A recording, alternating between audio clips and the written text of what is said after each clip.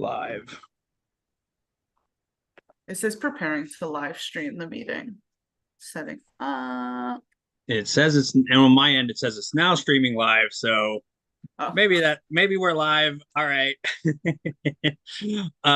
So yeah, this is we don't do a lot of live stuff, so we're working on the kinks, but uh hello, welcome to GVN News. I'm your host, Mike Vaughn. I'm a critic for GVN as well as the author of The Ultimate Guide to Strange Cinema.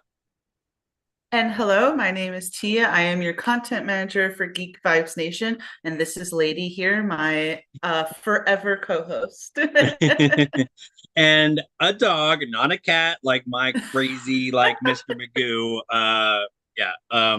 So we have some interesting things to talk about. I'm gonna um start by talking about the news that David Ayers, I guess, while doing a junket for the Beekeeper, basically was like, I'm kind of giving up on my cut of Suicide Squad, and that he kind of wants to have a like funeral screening, which is something that we saw with the cast and crew of Batgirl. Um, and we won't spend a lot of time on this topic, but I thought it was interesting. What do you think of this? Like that he's kind of given up on this? I mean, so I think, correct me if I'm wrong, Mike, but I believe you came on to GVN after Zack Snyder released his Snyder cut on uh HBO or whatever, right? I want to say. Maybe a little bit before that, I think. Okay.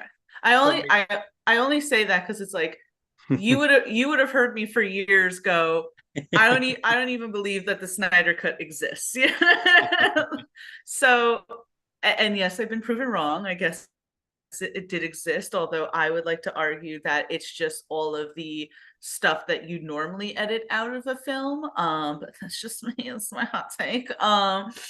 So I am a little on the same line of like as David Ayers, like I'll believe it when I see it. hmm, Like no disrespect to David Ayer, right? I actually really like his stuff. I think he's a great director.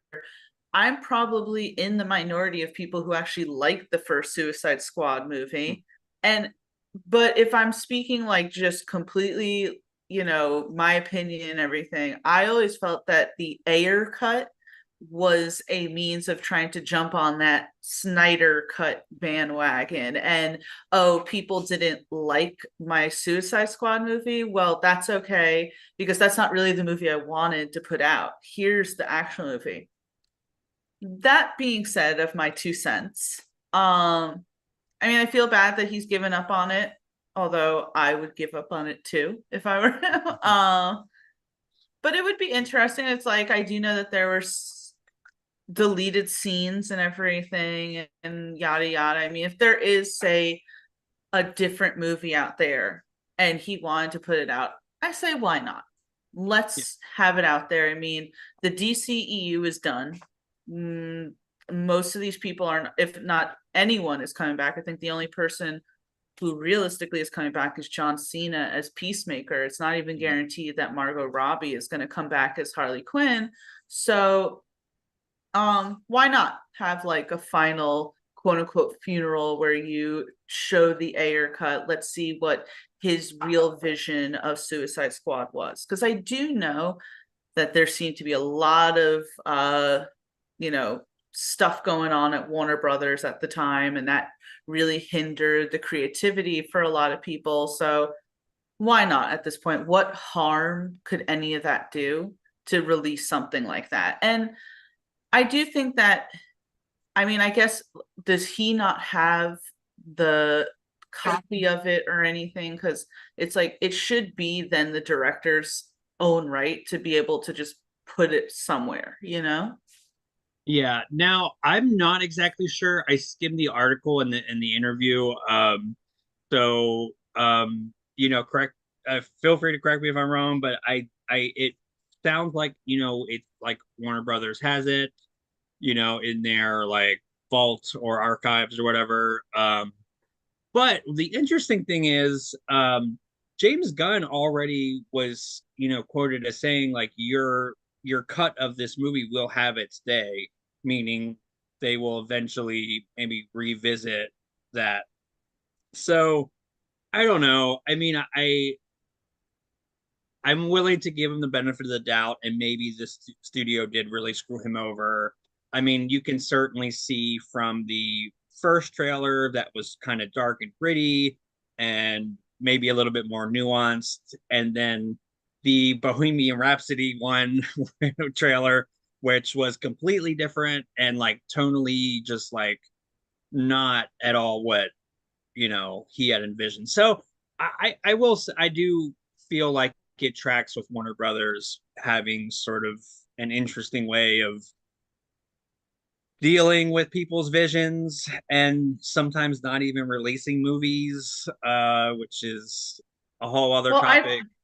I mean, I felt really bad about the whole Batgirl thing. I mean, especially because, correct me if I'm wrong, Brendan Fraser was in it playing a Mhm. bad guy, and I was very upset by that. This is how I feel like I'm so out of touch with a lot of things just because like life is going on. But it's like the other day I was on Twitter X and hashtag fire James Gunn was trending. And I was like, Mm. what is happening?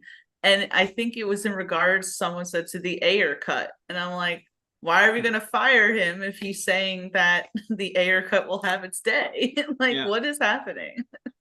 Yeah, I don't know. It's so I don't know. I like part of me gets it, part of me gets like I do want to see a really great version of that. And, your mileage may vary on that. You like it. I thought it was fine. I didn't think it was like the worst superhero movie ever made, but I can see, where a darker, maybe grittier version of that would actually maybe be a little bit better. But I don't know. Um, I think it'll be really interesting to see um going forward with like Guns DC, which I guess is not the DCEU anymore. It's just the DCU, I think, Yes. Yeah. because it's Because it's ever changing. But the DCEU is essentially like the extended universe yeah, where it originated, whatever like originated with Zack Snyder's vision, because he is the one who kicked it off with Man of Steel, yeah, did Batman versus Superman, would have continued with Justice League if certain life events hadn't happened and everything, was the one who I think even hired Gal Gadot as Wonder Woman in the first place. Yeah. So like, yes, Zack Snyder was he wasn't to the level Kevin Feige was because Kevin Feige is the decision maker with everything. It seemed like essentially Zack Snyder was like maybe the storytelling visionary here. mm, So anything that originated with him, that's gone. yeah, Which as you can imagine, people are very upset about. yeah, because I think it had a lot of potential, and then you see the wasted potential. And listen, there are great movies in that one in that era. There are obviously not very good ones. There are horrible ones, and there's just shades of that in between. But it is what it is, and I I yeah, no sorry and sorry to interrupt. It's just sometimes just gotta move on, you know? Like yeah, it is what it is. definitely. And like as a DC fan, I definitely understand that like, oh, you want to see like what he had envisioned, and like I don't know. I don't think it's dead. I think it's gonna come back somehow in some way. That's just kind of like my I have nothing to base that on, but I just think it would be really dumb to not push. Well, I mean, yeah, my mindset is that whenever you have a changing of the guards, essentially be prepared that essentially the slate is going to be wiped clean, right? Like the the Fox Marvel universe was still technically ongoing when Disney acquired mm, Fox. yeah, But and even though in like Multiverse of Madness we had Patrick Stewart come back as Professor X, and Hugh Jackman is reprising his role as Wolverine in Deadpool 3. My thought process is the Fox Marvel universe is gone. They Yeah. may do little nods to it, like how they did in WandaVision, having Evan Peters come in playing Quicksilver. But besides that, Marvel is going to bring all new actors into the fold, right? The only reason technically why, like, say, the Netflix people are coming back is they were always loosely still tied to the MCU, Yeah. but Fox Marvel wasn't. So that's why you have that. And I think that we understood that. With DC, it may suck because we still never got a second Superman centered movie. And it feels like a lot for these characters and actors that their careers were cut short. But unfortunately, it just is what it is. And we got to all move on. And, Yeah. it had a lot of stumbles, as you said. There were a couple of good ones in there, but I'm very excited to see what James Gunn has to come up with. I think he'll do a good job, honestly. Yeah. I'm very optimistic. He has not shown me anything that says this is a bad idea. Yeah, absolutely. I'm very optimistic. Like, I'm really excited. I'm excited for his take on Superman. They're doing a was it Nightwing movie? Oh yeah, Um, yes. and Mm-hmm. that I'm still excited about that with an asterisk, but we'll probably get into that more when that's sort of on the horizon. But my main kind of topic was, of course, last night was the Golden Globes, and so it's funny because I think this was another um, article from Variety that I was reading about the Golden Globes is always kind of a hot mess. That's kind of why they're fun to watch. Like, that's just sort of their brand by default. But for y'all that have been really following that, like NBC is not broadcasting that anymore. There was a lot of controversies going on. I think they didn't like, there was one year that just didn't air, and they tried to sort of bring it back this year and rebrand. I know it's so like crazy. And last night was a hot mess for sure, but it was definitely way more cringe than it usually is, and that's kind of saying something. Oh Um, no, but what did you watch last night? What did you think? I didn't actually. Oh, okay. But I want to hear through you what made it cringe, because this is the thing. It's like, and granted, we're doing this live, but it's like whenever you do live TV, there's always going to be some moments. Yeah, and listen, like I said, I mean, we all kind of acknowledge that the Golden Globes is kind of the black sheep, maybe, of the award ceremony. They're always I mean, they have an open bar. Everybody gets a little sloppy. I mean, honestly, like, that's just my opinion, is like, that's part of the reason why it's fun. I think, and this kind of, again, I'll link in the description this article talking about this, but yeah, the it was all very rushed. The host was saying he had 3 weeks to prepare. It was like the jokes were even more cringe. There were some like jokes about Barbie and her anatomy, um, which was like, yikes. And Oh, I will say, so even though I didn't watch it, I did see some clips. And you saying that the Golden Globes is like the black sheep of the award show kind of just got, is it just me, or was that room that the Golden Globes was in really small? Like yeah, it panned at some point, and I go, that's all it is. I feel like that would make me feel even more awkward. Like, at least at the Oscars, it's this like very huge auditorium. You really feel there just looks so tiny. yeah. And that's, no, I'm glad you brought that up too, because there was a couple moments where like they were so crowded that like you kind of had to like fight to sort of get through the people, the other celebrities and stuff, to like get to the stage. And I felt so bad for like some of the actors and like people that had to sort of navigate this sort of sea of people to, like, it felt like it immediately went off the rails, and then you just watched it, plummet down and then explode. And I don't know, there was So, there was some really good moments though. I like that Succession did really great last night. Yeah. I'm not sure Oh, how I many. Hmm? I loved the clip of what's his name, Kieran Oh, McCauley. Culkin, yeah. Yeah, and he was like, "Suck it, Pedro." And it's like, listen, I love Pedro Pascal, but I think we all thought that he was gonna win, and just him Yeah. going up, and it's like, and Pedro Pascal looked like he took it like a champ, you know. Oh yeah. So, It is, yeah, I love that moment, and like it it feels like they again, Pedro seems like such a good sport that he can take a fun ribbing, and yeah, it's like moments like that that did make it really fun. There was some really, I thought, poignant moments. I think um Beef doing really well in the actor and actress category. Poor Things did really extremely well, and oh my gosh, I love that movie so much. Your dog didn't seem to like that movie. oh, He's like, I'm out. late, Okay. late. He just doesn't like all the cats. So sorry. No, it's fine. But no, it's like it's hands down one of my favorite movies this year. So I'm glad that it also did a really great job. Let's see. Um, Oh, so Bart. Oh, so go so ahead.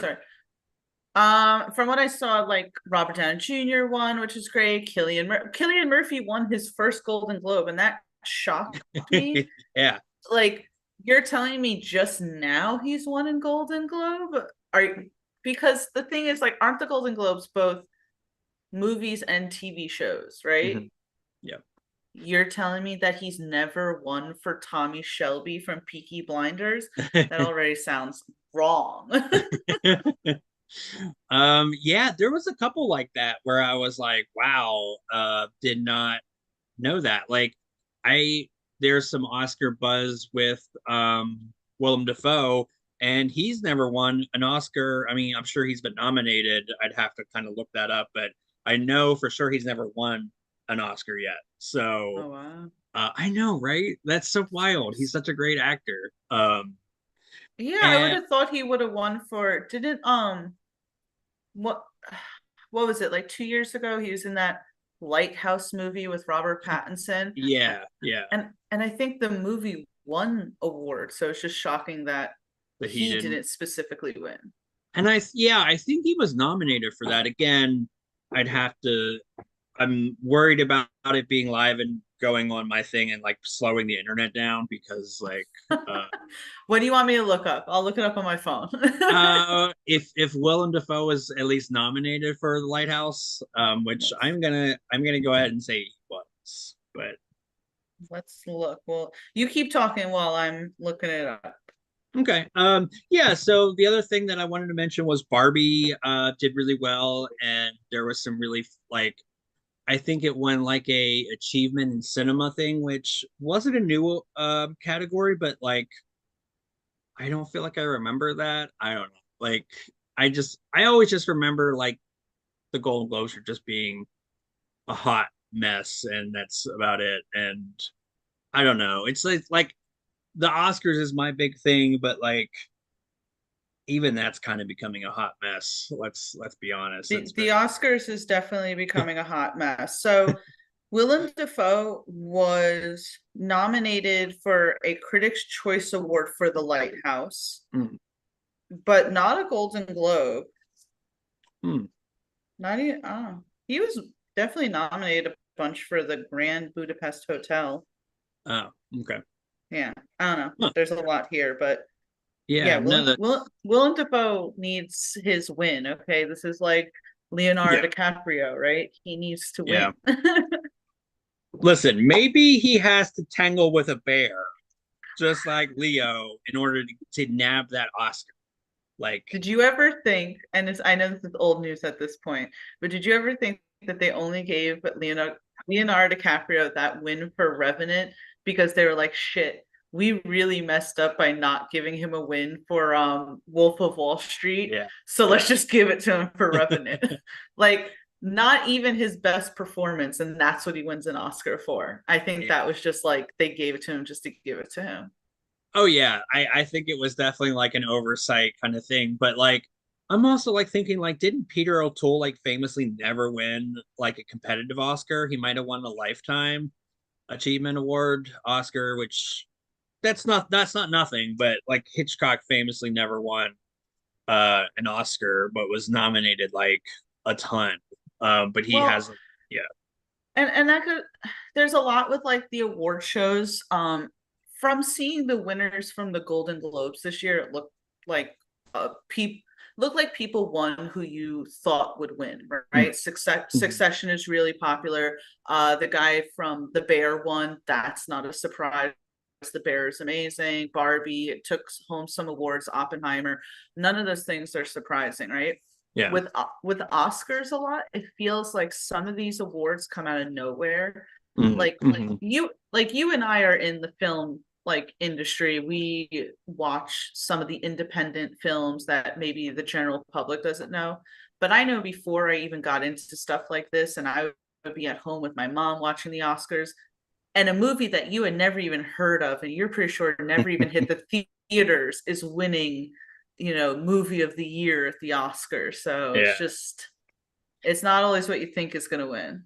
Yeah, I mean, it is nice when they do have kind of like a shake up like that. So that's actually like a really good pivot to like my last topic. And like I said, I would promise I would keep this brief. Uh, but yeah, so Oscar predictions, because I know the Golden Globes, it's not always a perfect one to one, but they're always usually a good indicator of like what's going to be nominated or win big at the Oscars this year. So I'm going to kick that off with you. Like, what are some of your Oscar predictions? Just like let them fly. Oppenheimer might possibly walk away with the movie of the year. Yeah, I don't see people not contending. Now, correct me if I'm wrong. Have they released the nominations for the Oscars yet? I don't believe they have. No. So Oppenheimer is definitely, if they don't win the year of award, they're taking a lot home. I don't know if Barbie wins movie of the year award, but it definitely could win script of the year. Definitely could win that. This might be this might be a year that we really don't see any superhero movies in the Oscars. Yeah. In the past, there's always been some superhero movie that's either taken for designs, costumes. I don't foresee that this year Yeah. because, there's been a huge lack of like greatness in the CGI in these films and everything. I don't foresee that. But definitely, I think a lot of the players that you saw in the Golden Globes are taking stuff home uh, in the Oscars. What about you? So, all right. So here are some of my predictions. I agree with you. I think Oppenheimer. I think it's gonna get best. Oh my God, I'm stuttering. It's gonna get best picture. So this is why live is fun. It's gonna get best picture for sure. I can see it like sweeping. I also think Barbie could be a bit of an underdog. If I had to kind of put that out there. I definitely feel like Poor Things could definitely maybe Yeah. do like best director. I could see like Emma Stone. Oh my gosh, I hope she gets nominated. I hope she wins. That performance is so great. She'll definitely get nominated, whether she wins or not, but she'll Yeah. definitely get a nomination. Greta, what's her name? Greta Ger I'm so bad at names. Oh my God. The director for Barbie, she Yeah. might walk away with an award, honestly. I would love to see that. And obviously, like when they have an announcement, we'll probably do a update and talk about like more of our predictions. But I just kind of wanted to wrap with like some fun like predictions. Like I think like Poor Things, I can see getting a lot of technical awards, Yeah. costume, like cinematography, visual effects. That one I think could be a contender for that one. Yeah. So, what is your thoughts, really quick, about Barbie being not eligible for original screenplay but adapted screenplay? I think it makes sense, honestly. Yeah. Um, just because it's not, even though this is the first time we've seen something like this, it's not an original IP. It's an IP that's been around since what? the 30s, Like the yeah, 50s, So that doesn't surprise me. I think adapted screenplay is just fine. It's nothing to slouch at. yeah, Um, I I think the most surprising thing is Barbie. The fact that we're sitting there and going that yeah, we could have another Barbenheimer at the yeah. Oscars. It's hilarious. And the funny thing always with Barbie is that I remember a few years ago and they said that they were making a movie about Barbie. I thought that was the dumbest thing that I had ever heard. Honestly, it's like, what are you gonna make? Like an animated movie? How are you gonna do a like live action or anything like that? It just Yeah, felt so okay. You just need to use this IP to, I guess, to keep it or something. You know how like some yeah, studios have to do stuff like that. But then it goes on to be one of the most well received movies. Like even people, I'll give you this, right? My mom was one of those people that said, "This is so dumb. I don't want to watch this. This is such a dumb idea." And my mom's like a harsh critic, right? Like I love it. she put it on about 2 weeks ago. And at first she did text me. She like it was the first 5 minutes, right? She goes, "This is dumb." Then she kept watching it and she was like, "I love this. Oh my God, this is such a great movie and everything." And I was like, wow, I was able to turn my mom. Okay, that's huge. That's awesome. Oh, if we're talking like being like having like wildly wrong opinion like predictions, like so I remember clear as day seeing the trailer for the original first Avatar movie, and the trailer looked so bad, and I was like, I like very like quietly turned to my husband, and I guess we were just still just dating at the time, and I was like, this looks awful. This is gonna tank so hard. And then of Mhm. course it's like made billions upon billions of dollars, and there's gonna be what, Five, six five of or them. six of them. But So wait, but this is the real question though. Did you actually like Avatar? You still think it is a bad movie? um I don't know. I don't know if I think it's a bad movie. It's just fine. I don't like, I think that there's interesting aspects if I'm being generous, but I feel like it definitely borrows from a lot of things, but it never really feels like it finds its own kind of voice. But Mhm. on the technical standpoint, I will say like the effects still hold up for the most part. I mean, I think some of the effects look better than some effects look now. Yeah. So, Well, um, and that's a very shame. And not to like go on a completely different route, but have you seen that where people go, "What is the issue?" Right? Because and forgive me that I'm bad. I don't know why my brain isn't working, but the second Pirates of the Caribbean, right, where they introduced Davy Jones. Have you seen the Pirates of the yeah. Caribbean Mhm. franchise? You remember Davy Jones with all the Oh squid yeah. tent? You put that on today, that still looks amazing. Yeah. How is something that came out probably 15 years ago look better than a lot of the stuff that we have today? I don't Yeah. understand that. Oh yeah, like Jurassic Park, like Oh, yeah, yeah, great example. it's, oh my gosh. Like I remember like that came like and I promise I'll keep this short, not having my grandpa moment, but back when I was a kid, and see I have my walker In here. my day. Right? um I was like the perfect age for that movie because it's like you have that wonder and awe when they get out of that Jeep and they like see those dinosaurs. I'm like, oh man, I remember feeling that and like thinking about like maybe like older generations feeling like that, seeing like some of their generation's big movies like that, and just being completely sort of swept up in that sort of magic and stuff. And now I'm older, I'm more cynical, but I still can pop that on and still have, I can tap into that kind of wonder and like awe, which I think is really cool. So yeah, I think I think it just is what you grew up with. Like I remember in 2005, remember they came out with the new King Kong movie with Adrian I still to this day think it's a pretty good movie. yeah, I like it. But I remember telling my grandparents about it. My grandma was like, nothing will beat the King Kong that came out like in the 30s or something, where it's literally just some dude in a gorilla costume. But they liked that back then. They Yeah, saw, that's what they grew up on, and they saw that as intimidating and scary. And yeah. nothing that you make with a computer will ever top that for, say, someone of that generation. So it's just us. But no, Jurassic Park still looks good. Oh That yeah. still looks good to this day. I mean, it kind of like, I mean, like, even if you were to go back to maybe not quite as like old as in the 30s, but like the original Star Wars, I imagine seeing Yeah. that, like seeing some of those effects.